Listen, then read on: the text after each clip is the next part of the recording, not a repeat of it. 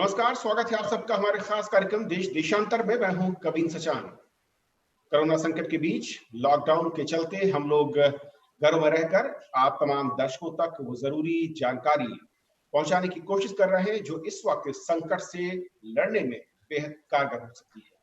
और इसी कड़ी में आज हम बात करने जा रहे हैं कि लॉकडाउन के चलते पूरे देश में सप्लाई चेन यानी कि जो सामान आप तक पहुंचाया जा रहा है वो कैसे पहुंच रहा है, किन मुश्किल का सामना करने के बाद वो सामान आप तक पहुंच रहा है और उसके लिए हमारा सिस्टम कैसे काम कर रहा है, उनके सामने चुनौतियां क्या हैं और कैसे आप उनकी मदद कर सकते हैं। हमारे साथ तीन खास मेहमान हैं आज इस चर्चा में शामिल होने के लिए। मेरे साथ डॉक्टर एस के मल्होत्रा साहब जो कि एग्रीकल्चर कमिश्नर है, department of agriculture, corporation farmer welfare से। बहुत बहुत स्वागत सर आपका। हमारे साथ अजय शंकर सर हैं जो कि फॉर्मर सेक्रेटरी है DIPP government of India. Ajay sir बहुत बहुत स्वागत है आपका। हमारे साथ तीसरे खास मेहमान पवन कुमार अग्रवाल जी है, सेक्रेटरी है डिपार्टमेंट ऑफ कंज्यूमर अफेयर से गवर्नमेंट ऑफ इंडिया। पवन जी बहुत बहुत स्वागत आपका। शुरुआत में पवन जी आपसे करना चाहूंगा, इस लॉकडाउन के बीच मैं कहूँ कि सबसे बड़ी जिम्मेदारी और सबसे चैलेंजिंग अगर कोई काम इस वक्त दिखता है तो आम जनजीवन तक जरूरी सामान का पहुंचाना, उन्हें मुहैया कराना। इसकी जिम्मेदारी आपके विभाग पर भी है। किस तरीके का चैलेंज इस वक्त ये नजर आया अब तक के लॉकडाउन में? देखिए, जिस तरह से सडनली ये लॉकडाउन अनाउंस किया गया था, सो स्वाभाविक है कि जो सप्लाई चेन्स हैं उसमें डिस्ट्रप्शन आया है। और जो डिस्ट्रप्शन पहले दूसरे तीसरे दिन तक देखा गया था, आहिस्ता आहिस्ता करके वो सब चीजें लगभग अपनी जगह पर आ गई हैं। कुछ मैन्युफैक्चरिंग में जो लेबर चली गई थी और लोडिंग अनलोडिंग के लिए जो लेबर की जरूरत होती है, जो वो चली गई थी और जो अपने गांव में अपने जिलों में चली गई थी, वो क्योंकि नहीं आ पाई है, तो उसको लेकर एक समस्या बनी हुई है। साथ में ही यातायात लेकर, कार्गो मूवमेंट को लेकर जो एक समस्या थी, उसको समाधान कर लिया गया है। ट्रक का मूवमेंट बोथ एसेंशियल और नॉन एसेंशियल कमोडिटीज के लिए एक सुचारू रूप से चल रहा है। क्योंकि लेबर की समस्या है तो उसमें कुछ कमियां आ रही हैं। हम लोग अपने डिपार्टमेंट से प्राइसेस की मॉनिटरिंग करते हैं, तो प्राइसेस की मॉनिटरिंग का डेटा के हिसाब से अभी तक कोई बहुत दामों में उछाल नहीं आया है थ्रू आउट द कंट्री, ये देखा गया है। कुछ चीजों की जैसे कि एग्रीकल्चर की खाने की चीजें हैं, क्योंकि मंडियों में, और हमारे मल्होत्रा साहब यहाँ पर हैं, वो और ज्यादा जानकारी आपको देंगे। मंडियों में कुछ असुविधा हुई थी, तो जो फल सब्जी है उसके दामों में वृद्धि जरूर हुई है। तो कुल मिला जुला कर देखा जाए, जैसा लॉकडाउन के 1-2 दिन बाद समस्या खड़ी हुई थी, अब काफी चीजें अपनी जगह पर आ गई हैं। मल्होत्रा जी, क्योंकि जिस तरीके से लॉकडाउन के बीच जो सबसे जरूरी है वो है हर रोज की जरूरतें, और उसमें सब्जी या फल या दूध ये सबसे अहम हो जाता है। किस तरीके से इसे मेंटेन किया जा रहा है, क्योंकि बहुत बड़ा चैलेंज है। जैसा कि कहा पवन जी ने कि बहुत जो एक बड़ी संख्या हमारे कामगारों की थी वो अपने घरों की तरफ लौट गए हैं, शहरों से वो पलायन कर चुके हैं, कुछ जगह जहां पर हैं वहां पर काम बंद है। ऐसे में शायद आप लोगों के लिए चैलेंज कई गुना बड़ा है इस वक्त। ऐसा कि आप देखा कि जैसे 22 तारीख को जब इसका जनता कर्फ्यू हुआ, उसके बाद 23 तारीख से लॉकडाउन हो गया था। तो शुरू में जो समस्या आई, क्योंकि ट्रांसपोर्टेशन और आवाजाही में जो है उसमें दिक्कत रही, और मंडियों में जो पेरिशेबल्स हैं जैसे कि आप फल सब्जी और उन सब की बात कर रहे हैं, तो ये उस टाइम में एक बार डिसरप्ट हुई है और उसमें कई जगह मंडियां भी क्लोज हो गई थी। लेकिन फिर से 25 तारीख को फिर से उस पर जो है काम किया गया और उसमें कोशिश की गई कि ये मंडियों में जो कम से कम जितने हमारी पेरिशेबल्स हैं, फल सब्जियां जो नियमित रूप से जो है मिलती रही उपभोक्ताओं को, तो उसके लिए मंडियों को गया। और वो 25, 26, 27 तक आते आते करीब 1100 मंडियां खुल गई थी, और अभी तक तो 1600 मंडियां खुल गई हैं, जिसमें 1600 में से 1000 में तो लगभग फल और सब्जियों का जो है वो व्यापार अभी भी चल रहा है। लेकिन जो जिस उसमें चलना चाहिए वो उसमें डिसरप्शन जरूर है, क्योंकि कई जगह ट्रांसपोर्टेशन और कुछ राज्यों में एक राज्य से दूसरे राज्य में भी सब्जियां जैसे उत्पादन होता रहा है, क्योंकि रहता है कि उसकी जो सप्लाई है, टमाटर की बात करें तो कभी कर्नाटका से ऑफ सीजन में आता रहता है, हिमाचल प्रदेश से आता रहता है, तो वो सब रुकता रहा। और आलू में कोई समस्या नहीं रही, पंजाब में ज्यादा समस्या नहीं रही, क्योंकि उसमें क्योंकि जो चीजों को हम लोग लंबे टाइम तक स्टोर करके रख सकते हैं उनमें ज्यादा दिक्कत नहीं आई। उसमें जो है एक तरह से जो सप्लाई थी वो निरंतर रूप से बनी रही। लेकिन जितनी भी पेरिशेबल दिक्कत आई, लेकिन अभी जो है स्थिति संभली हुई है, और उसमें कई जगह ऐसा भी कोशिश की जा रही है कि हम लोग डायरेक्ट मार्केटिंग को जो है परमिशन दे, जिससे कि कई जगह सीधा जो है जहाँ सोसाइटीज हैं वहां जा करके जो है उनका बेचने का प्रावधान इस तरह कर रहे हैं। तो अभी स्थिति काफी हद तक ठीक है पहले से। जैसा क्योंकि आपका लंबा एक अनुभव रहा है और इस तरह के हालात ये अपने आप में मैं कहूँ कि पहली बार दुनिया देख रही है और हमारा देश भी देख रहा है, हम सब देख रहे हैं। सबसे बड़ा चैलेंज जो इस वक्त दिखता है, क्योंकि प्रोडक्शन लाइन काफी हद तक मैं कहूँ कि कर्टेल है, बंद है, कुछ इलाकों पर हो रहा है, या फिर सब्जियों या फलों की बात करें, जिन्स की बात करें, वहां पर भी इस वक्त प्रोडक्शन पे मैं कहूँ थोड़ा सा संकट जरूर है, क्योंकि वहां पर फिनिशिंग जो टच की बात होती है वहां पर अभी तक वो चीज नजर नहीं आ रही, या फिर कहीं रुकावटें भी हैं। किस तरीके से देखते हैं इस चैलेंज को, और उपाय के तौर पर क्या रणनीति आपकी नजर में होनी चाहिए?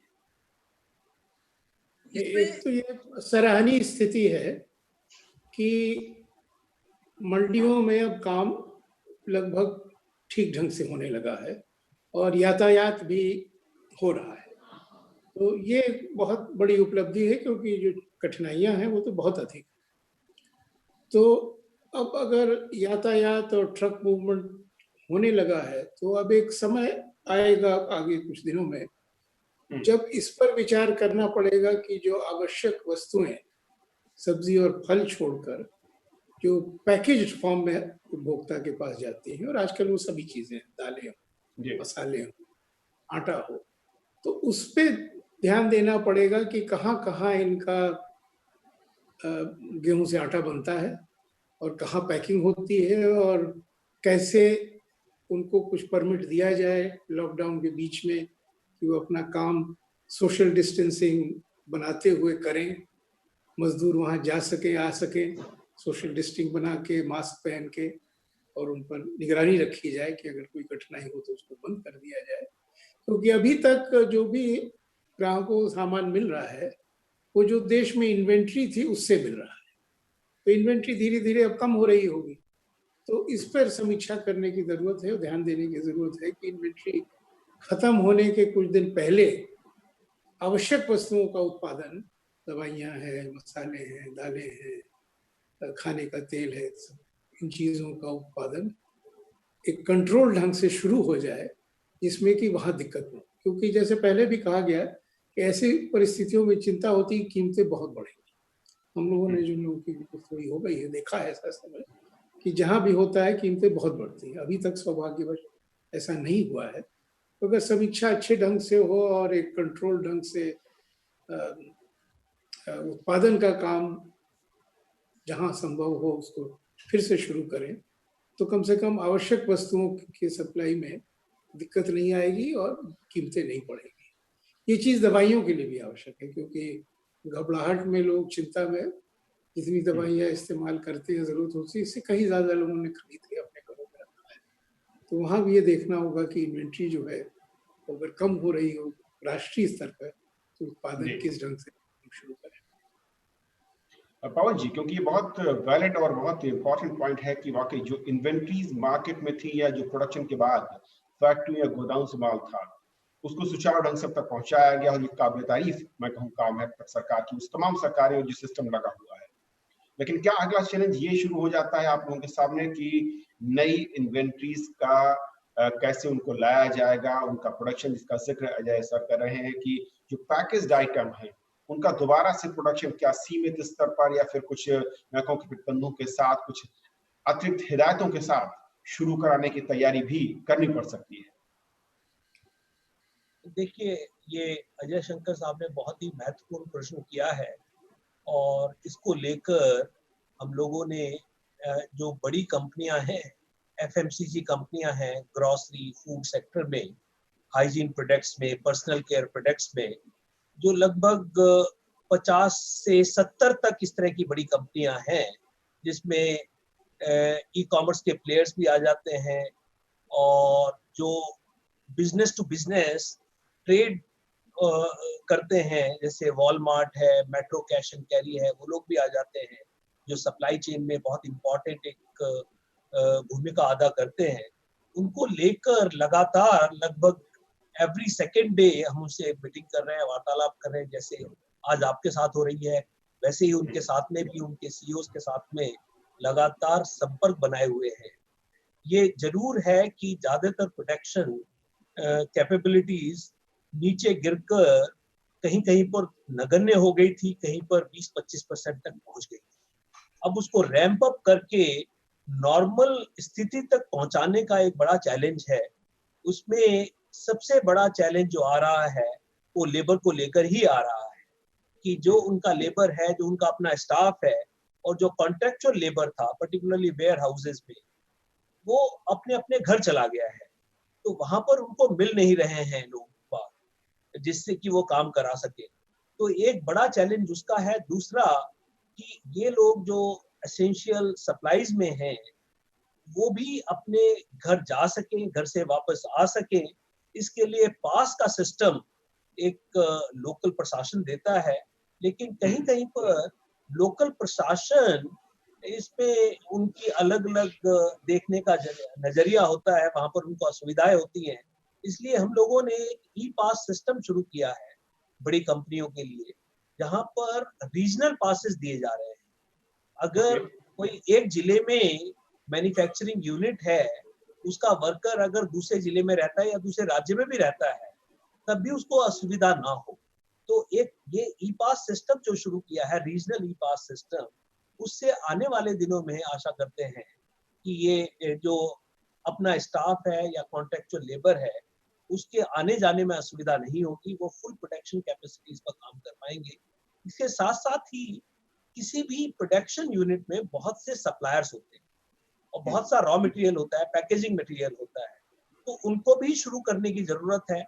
और जो प्रोड्यूस होता है वो एक बहुत ही कॉम्प्लेक्स डिस्ट्रीब्यूशन चेन के माध्यम से, डिस्ट्रीब्यूटर होते हैं, फिर डिपोज होते हैं, ट्रांसपोर्टर्स होते हैं, रिटेलर्स होते हैं, उनके जरिए आम जनता तक पहुंचाया जाता है। तो जो कॉम्प्लेक्स नेशनल सप्लाई चेन्स हैं, उसको पूरी सुचारू रूप से चालू करना एक अपने आप में बड़ा चैलेंज है, और उस चैलेंज में हम सब लोग लगे हुए हैं, उन बड़ी कंपनियों के साथ में, राज्य सरकारों के साथ में, और आशा करते हैं कि जैसे जैसे ये सिचुएशन आगे बढ़ेगी, हम लोग वैसे वैसे तैयारी हो पाएंगे, और आने वाले समय में 50% तक, 75% तक, और जैसे आपने बोला कि सैनिटाइजेशन और मास्क पहनकर सोशल डिस्टेंसिंग के नॉर्म्स फॉलो करते हुए प्रोडक्शन फुल कैपेसिटी तक आने वाले 6 से 8 हफ्ते में पहुंच जाए।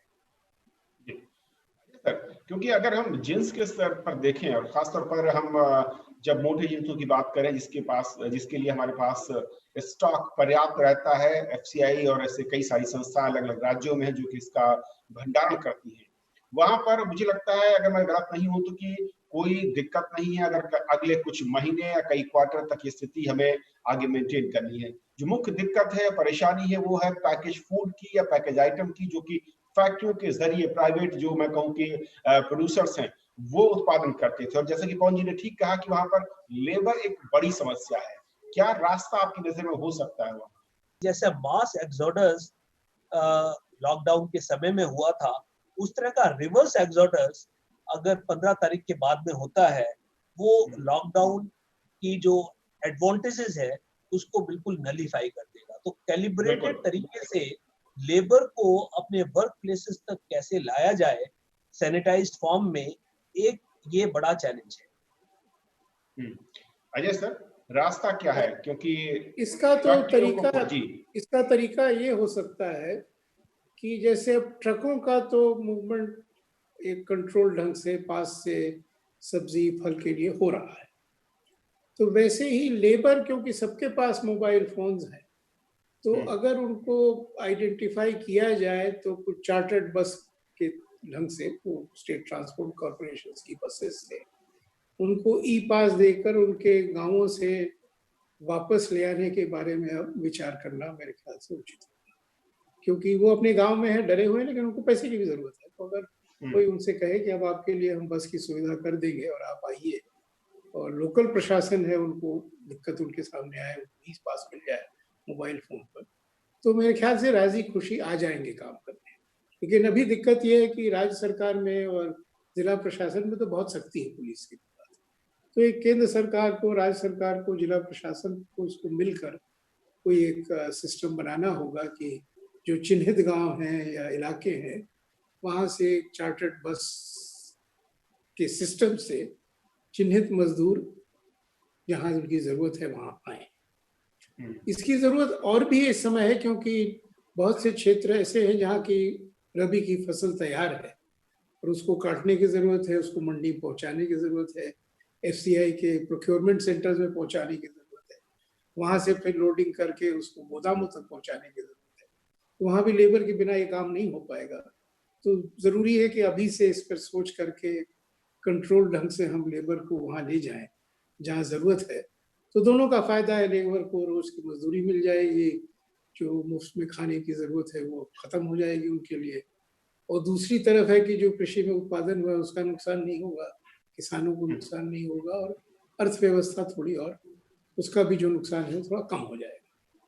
तो लेबर को कैसे हम चिन्हित करके कंट्रोल ढंग से बसेज में ले आए जहां उनकी जरूरत है, इस पे अब विचार करने की जरूरत है। मल्होत्रा जी, क्योंकि एग्रीकल्चर सेक्टर बहुत अहम माना जाता है और इस तरह के लॉकडाउन में मैं कहूं कि सबसे ज्यादा अगर डिमांड मांग की बात है कंज्यूमर एक आम आदमी के लिए है तो उसी तरह के प्रोडक्ट की है जो कि इसेंशियल है। और जो चेन है प्रोडक्शन, यानी कि खेत से लेकर कटाई के लिए कई फसलें खड़ी हुई हैं, सब्जी का उत्पादन भी अब देखते हैं अलग राज्य में होता है, उसे मेंटेन करना या वापस स्थापित करना उस चेन को, कहां पर भी दिक्कतें हैं और कहां पर फोकस इस वक्त आप लोग कर रहे हैं? इसको मैं दो तरीके से बताना चाहूंगा। पहला तो ये है कि आपने पहले इन्वेंट्री की भी बात की थी, क्योंकि उसका भी बीच में लाना जरूरी है कि अभी तक हमारे पास स्टॉक क्या है। दूसरा ये है कि हमारे पास नई फसल भी तैयार है, उसको हम कैसे मैनेज करेंगे। तो पहली बात आ जाती है कि स्टॉक की। जो अभी तक हम लोग स्टॉक का जो आकलन कर रहे थे कि करीब करीब 544 लाख टन जो अनाज है वो सरकारी गोदाम में अभी उपलब्ध है। इसमें से 544 लाख टन में 306 लाख टन तो चावल है और लगभग 238 लाख टन जो है गेहूं है। तो ये तो हमारे पास उपलब्ध है। जहां तक की उपलब्धता की बात करेंगे खाद्यान्न की, उसमें कोई कमी नहीं है और हमारे पास पर्याप्त मात्रा में जो है भोजन जो है एक तरह से फूड जो है वो चावल के रूप में या उसके रूप में गेहूं के रूप में उपलब्ध है और दालें भी उपलब्ध हैं इस तरीके से।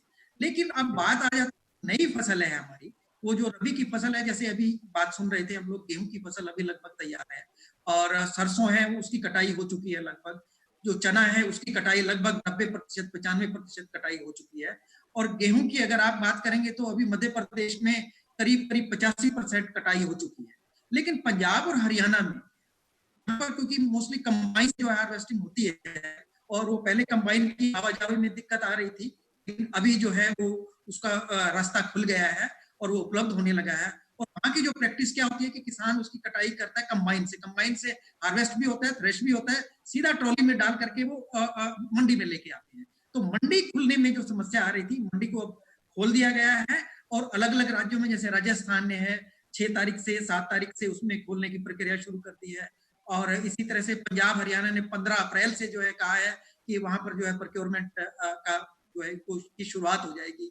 तो इस तरह से शुरुआत हुई है, लेकिन कहीं कहीं जैसे लेबर की भी दिक्कत आ रही है। तो कुछ राज्यों ने बड़ा आगे आ करके एक तरह से जैसे कार सेवा होती है, मिल करके जो उसने कहा कि आप मेरे लिए कटाई करो, मैं आपके लिए करूंगा, मिलजुल करके कई जगह जो मैनुअली जहां जहां होती है, कंबाइन से नहीं, तो मैनुअली जहां होती है, इस तरह के भी संकेत सामने निकल करके आ रहे हैं। तो जैसे राजस्थान की बात कर रहे थे, तो अब अभी तक राजस्थान में जैसे टोटल जो खेती गेहूं की होती है 33 में लगभग करीब करीब हम लोग जो हार्वेस्टिंग हो गई है करीब करीब 8 से 10 लाख हेक्टेयर एरिया में हो गई है और बाकी प्रक्रिया जल्दी से जल्दी अगले दिन में हो जाएगी। तो कुल मिलाकर हम देखें तो ये जो एक तरह से थोड़ी देरी हुई है, लेकिन गेहूं का एक हमारे पास एक पॉजिटिव पॉइंट है कि इसमें शेटरिंग नहीं होती है, खड़े खड़े शेटरिंग नहीं होती है। हफ्ता 10 दिन 15 दिन तक भी हम खेत में उसको रोक सकते हैं। तो इसलिए एक एडवांटेज है। और देरी, एक तो हमारी जो कटाई है वो देरी से हुई है, क्योंकि देरी इसलिए रही है क्योंकि मौसम निरंतर रूप से ठंडा रहा है, इसलिए हमारी क्रॉप भी देर से हार्वेस्ट हुई। ये हम लोगों को 7 से 10 दिन का एडवांटेज मिला, और 7 से 10 दिन वैसे रोक सकते हैं।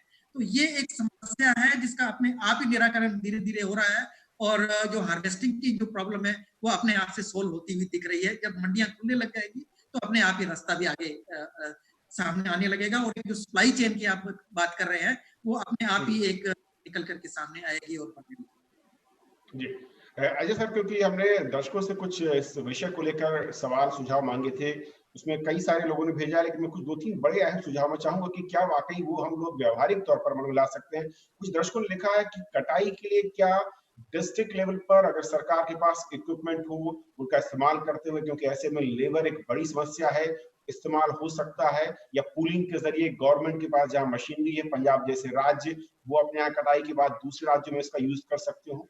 इसमें ऐसा है कि गांव में किसान लोग आपस में मिलकर तो कर ही रहे होंगे पूलिंग। तो मैं तो ये मान रहा हूँ कि सारे देश में जिस हद तक मशीनरी का और लेबर की पूलिंग गांव स्तर पर हो सकती है वो हो रही होगी, आसपास के इलाकों में भी हो रही होगी।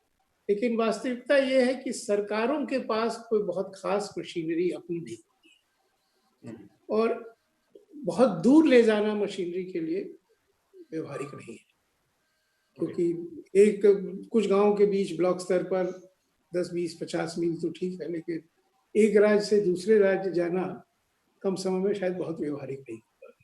तो ज्यादा व्यवहारिक तो ये होगा कि जहां जहां पहले मजदूरी से जो काम करते थे वो किसी तरीके से मजदूर वहां वापस ले आए और वो काम फिर करें जो वो पहले करते थे। और ये अब व्यवहारिक है क्योंकि मास्क लोग लगा लें कि टेस्टिंग थोड़ी हम लोग ज्यादा कर रहे हैं, बस में पूरा भर के न ले आए, थोड़ी बीच में जगह रख ले। ये और देशों में ये किया है कि अब ट्रेनें भी चल रही हैं, बसें भी चल रही हैं, लेकिन ये है कि बस में अगर 50 लोग एक साथ बैठते थे तो उसमें करीब 15-20 को बैठा के ले जा रहे हैं।